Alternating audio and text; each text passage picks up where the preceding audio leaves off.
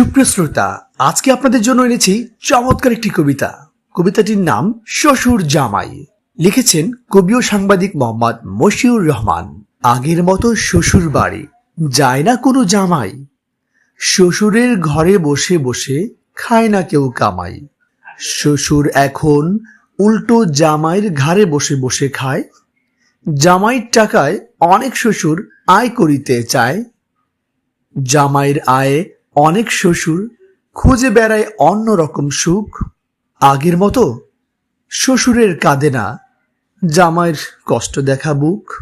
জামাইয়ের জন্য আলগা পিরিত শ্বশুর বাড়ি থাকে, শ্বশুর জামাইকে আদর করে বাজান বলে ডাকে। শ্বশুর মিয়া জামাইয়ের কথা সব সময় দেখি বেশি চিন্তা করে। চিন্তা করতে করতে শ্বশুর চলে এলো জামাইয়ের ছোট্ট ঘরে। শ্বশুর মশাই জামাইকে বুদ্ধি দিল কিভাবে করতে হবে আয়। শ্বশুর মশাই জামাইকে অল্প দিনে বড়লোক বানাতে চায়, তাই তো শ্বশুর সব সময় বুদ্ধি পরামর্শ দেয় জামাইয়ের ঘরে বসে বসে। নিজের ছেলের চেয়ে শ্বশুর জামাইকে এখন অনেক ভালোবাসে।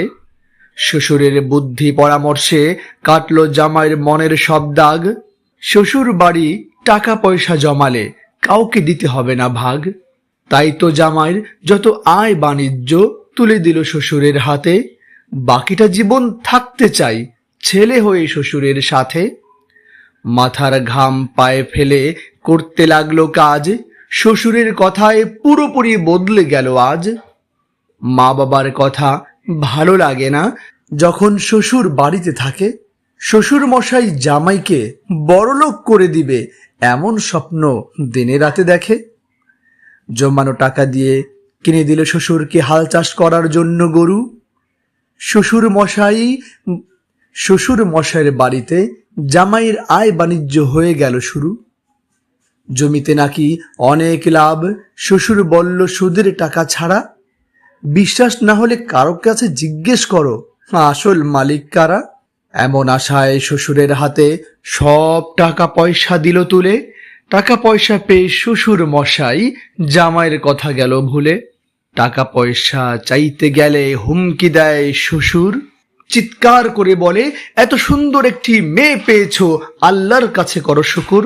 বেশি যদি বাড়াবাড়ি করো তোমার কাছে দিব না আমার মেয়ে, তখন দেখবে আমছালা দুটো যাবে চলে।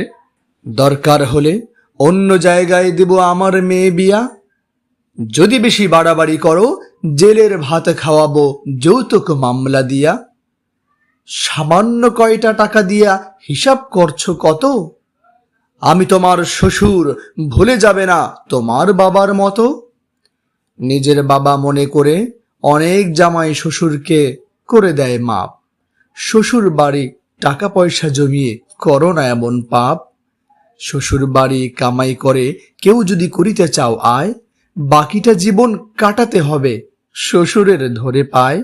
সুপ্রিয় শ্রোতা, কেমন লাগলো আমাদের এই কবিতাটি অবশ্যই জানাবেন। আপনার কমেন্টের মাধ্যমে আমাদেরকে উৎসাহিত করুন এবং পরবর্তী ভিডিও পেতে আমাদের চ্যানেলটি সাবস্ক্রাইব করুন, লাইক দিয়ে পাশে থাকুন। আল্লাহ হাফেজ।